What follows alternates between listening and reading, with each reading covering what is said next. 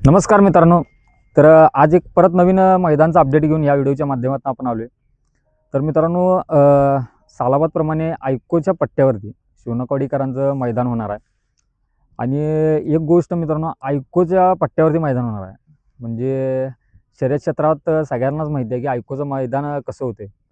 तर हेच नाव जे आयकोचं जे घाण झालेलं नाव आहे की मैदान बाबा आयकोच्या पट्ट्यावर आहे, कसं तर होतंय, चालतंय सगळं दाबून आणि बऱ्याचशा गोष्टी सगळ्यांनाच माहिती आहेत कसं होते काय होते.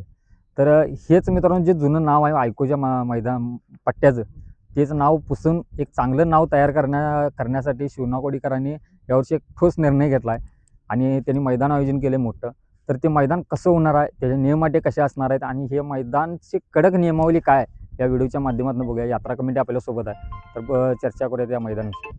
दादा नमस्कार. नमस्कार. सगळ्यात आधी आपली ओळख सांगा. माझं नाव प्रशांत मनोहर खोत. आता हे आपल्या गावात 20 तारखेला मैदान ठेवायचं आहे. बरं. त्यानिमित्तानं आपण सगळेजण इथे एकत्र आलो. बरोबर. कशा निमित्तानं हे मैदान आयोजन केले? देवी कल्याणताई यात्रेनिमित्त हे मैदान आयोजित केलेलं आहे. हां. मैदान हे सगळं शासनाच्या नियमानुसार रितसर होणार आहे. बरोबर. ह्या मैदान जे होणार आहे हे किती गटांच्या मध्ये मैदान पार पडलं जाणार आहे? टोटल 20 तारखेला आणि 21 तारखेला असे दोन पद्धतीनं मैदान ठेवलेलं आहे. 20 बरं. तारखेचं मैदान आहे ते टोटल 4 गट आहेत हां. आणि 21 तारखेचं मैदान आहे त्यात पण 4 गट आहेत. बरोबर. म्हणजे 2 दिवस मैदान ठेवले. 2 दिवस मैदान ठेवलेलं आहे. बरं. दोन्ही मैदानची वेळ किती असणार आहे? सकाळी 9:30चं मैदान सकाळी 8 वाजता आहे. 8 वाजता होणार आहे. बरोबर. दुसऱ्या दिवशी संध्याकाळी 4 वाजता. तर पहिल्या दिवशी जे मैदान होणार आहे त्याच्यामध्ये गटांचं बक्षीस कसं असणार आहे? पहिल्या दिवशी जनरल ब गट 21,000चा आहे. बरोबर. दुसरा चौसा 7,000चा आहे. हां. आदत गट 7,000चा आहे. जनरल घोडाबैल 5,000चा आहे. बरोबर. आणि या गटांच्यासाठी प्रवेश फी कशी असणार आहे? 10% प्रवेश फी राहणार आहे शासनाच्या नियमानुसार. आणि ह्याच्यामध्ये आता बरेचसे गाडीवान मालक लांबून येणार. बरोबर. आणि याच्यामध्ये जास्तीत जास्त गाड्यांची नोंदणी होणार. बरोबर. ब गटाचं मैदान आहे त्यामुळे. आणि ब गटाला आता सगळीकडेच गाड्या जास्त होतात आपण बघतोय. तर याच्यामध्ये दोन गट करण्यासाठी कसे काय 2 गट बक्षीस वाढवून देणार आहे. बरोबर. बक्षीस वाढवून देणार आहे. 2 गटात कमीत कमी 15 जर गाड्या झाल्या किंवा 15 प्लस झाल्या, गाड्या यायला जायला त्रास होत असली तर मग ते पंच कमिटी त्या वेळेचा निर्णय घेऊन बक्षीस वाढवून देऊन मॅनेज करणार आहे. बरोबर. आणि गाड्या उभारण्याची पद्धत कशी आहे, म्हणजे एका लाईन मध्ये किती गाड्या उभा केल्या जाणार किंवा कसं काय? आणि होईला जागा मोठी आहे म्हणून होईला जागा जास्त आहे. एका रूम मध्ये 8 गाड्या राहणार आहेत. गाड्या सोडायला तिकडे बाजूला जागा केलेली आहे आणि ही जागा पैसे राहणार आहे. सुट्टर आल्यामुळे 8 ते 9 गाड्या एका लाईन मध्ये उभा करणार आहे. ओके, चालेल. आता आयको पट्ट्यावरती मैदान होणार आहे मुळात, आणि हे मैदान विषयी बऱ्याचशा शर्यत शौकीनांच्या मालकांच्या मनात एक डाग आहे. तर हे मैदान कसं पार पडणार? आता आपल्या कमिटीने एक चांगला निर्णय घेतलेला आहे. बरोबर. की बाहेरच्या ज्या गाड्या येणार आहेत त्यासाठी 20 तारखेचं मैदान ठेवलेलं आहे आणि आपल्या इथं लोकलला भरपूर बैल पळत असतात.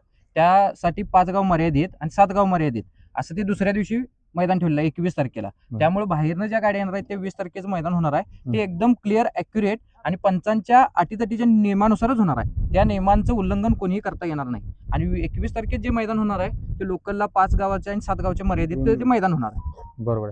आणि ह्या मैदानचं बक्षीस वितरणाचा कार्यक्रम कसा असणार? आता ड्रोन व्हिडिओ बघून ते बक्षीस देण्यात येणार आहे. बक्षीस हे दुसऱ्या दिवशीच मिळणार आहे. ड्रोन नुसार क्लिअर आणि कसं काय झाले पद्धतीनं रितसर पंच कमिटी बघूनच त्यानंतर ते नंबरचं बक्षीस देणार आहे. बरोबर. गाडीत गाडीवान किती बसवायची परमिशन वगैरे? सिंगल गाडीवांचं प्रत्येक गाडी सिंगल गाडी. बरोबर, चालेल. याच्या नियमावली या मैदानची कशी असणार? नियम हे पंचांचा निर्णय अखेरचा राहणार आहे.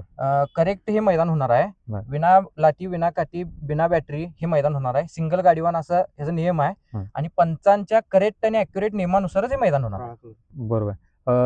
जे करेक्ट नियम, ॲक्युरेट नियम म्हणताय तुम्ही, ते काय असणार आहे सविस्तर एकदा प्रेक्षकांना आता त्यांच्या गाडीच्या बाजूने एखादी 2 व्हीलर दिसली किंवा कोणतर बॅटरीचा वापर करताना दिसला किंवा काठीचा वापर करताना दिसला तर पंच त्याला काळा कलर मारणार. नाहीतर तिथंच काहीतरी असले तर डायरेक्ट आजूबाजूला लोक आणि पंचांची पोरं असणार ती डायरेक्ट दगडफेक करणार. बरोबर. दगडफेक. आणि ती गाडी रेगला किती भले 1 ला येऊ दे ती गाडी कॅन्सलच होणार. त्यात काही विषय नाही. ड्रोनचा व्हिडिओ बघितल्याशिवाय काय आपल्याला बक्षीस मिळणार नाही. व्हिडिओ बघून ते पंचांचा निर्णय शेवटी अखेरचा राहणार. गाडी नोंदणी केव्हापासून करायला चालू होणार आहे? काय पट्ट्यावर येऊन नोंद करायची? नोंदणी ही पट्ट्यावर येऊन करायचं आहे आणि आधी जरी केलं तरी पण चालते, काय एवढा विषय नाही. बरोबर. मैदानी प्रशासनाच्या नियमान होणार. बरोबर. त्याच्यासाठी डॉक्युमेंटची काय गरज असणार आहे? आता काय गाडीवांचं आधार कार्ड, मालकाचे आधार कार्ड एवढं दिलं तर बस. म्हणजे जे प्रत्येक मैदानाला असते तेच. तेच. आणि काय सांगाल मैदानबद्दल? मैदानबद्दल आता आमच्या इथली पोरं बोलतील, त्यांना देऊ. दादा नमस्कार. नमस्कार. सगळ्यात आधी आपल्या प्रेक्षकांना तुमची ओळख सांगा. निखिल खोत, शिवनागवाडी. काय सांगाल दादा मैदानबद्दल, गावचं मैदान? ह्या अगोदर ऐकू पट्ट्यावर जे मैदान झाले ते प्रत्येक मेजॉरिटी बॅटरी ह्याशिवाय मैदान झालेलं नाही. हे जग जाहीर झालेलं हा. आहे. पण ह्यावेळी जे मैदान होणार आहे यात्रा कमिटीचं, हा. हे रास्त आणि क्लिअरच होणार आहे. ज्याला कोणाला बॅटरी मेजॉरिटी ढकली करायचं आहे त्यानं घरात बसलं तरी चालेल, काय अडचण नाही. मैदान काय तुमच्यासाठी काढलेलं नाही. बरोबर. रास्त मैदान करणारे लोक येऊ देत, रास्त बक्षीस घेऊन जाऊ देत, काही अडचण नाही. बरोबर. म्हणजे लांबून येणारे जे खर्च करून येणारे जे लोक आहेत त्यांनी विश्वासाने येऊ देत, त्यांना न्याय दिला जाईल. कोणावरती अन्याय कोणावरही अन्याय होणार नाही. बॅटरी मेजॉरिटी करणाऱ्यांनी घरात बसलं तरी काय हरकत नाही. बरोबर. आता प्रत्येक कमिटीची आता मुलाखत वगैरे घेतली किंवा माहिती आपण जाहिरात केली की प्रत्येक कमिटी म्हणते की मैदान घाण होणार नाही, आम्ही करेक्टच करणार. परंतु व्हायचं तेच होते. जर नाही, ते झालं हा, तर त्याच्यावरती काय त्याला तुम्ही पर्याय मार्ग? यात्रा कमिटी जो शासन करायचं तो करेल. हा.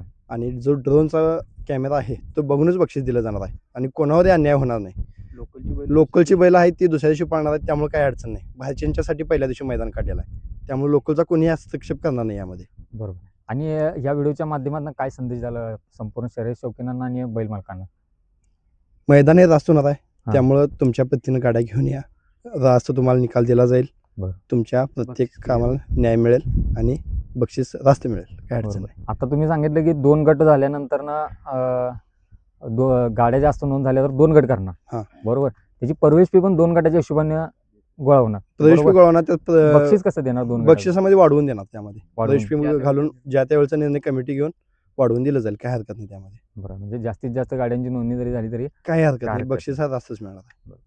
तर मित्रांनो, आयकोच्या पट्ट्यावरती जे शिवनाकवाडीकरांचं जे मैदान होणार आहे यात्रेचं, तर ते कशा पद्धतीनं होणार आहे आणि त्याच्या नियम आणि अटी काय आहेत ह्या व्हिडिओच्या माध्यमातून आता आपण बघितल्या. तर मित्रांनो, प्रत्येकांना एकच सूचना आहे या व्हिडिओच्या माध्यमातून की येताना जर आपली गाडी प्रत्येकाची गाडी रास्तच पळते, तर मित्रांनो येताना तेवढा विचार करून या. मैदान हे रास्त होणार आहे, आयकोचं मैदान आहे, आयकोच्या पट्ट्यावर आहे, तर काय तर होईल, दाबून आपलं चालेल या हिशोबाने येऊ नका मित्रांनो. ज्यांना रास्त मैदानामध्ये सहभाग घ्यायचा आहे त्यांनीच या मैदानासाठी उपस्थित राहा आणि या मैदानाला यायला विसरू नका मित्रांनो. जास्तीत जास्त लोकांनी येऊन या मैदानाचा लाभ घ्या. धन्यवाद.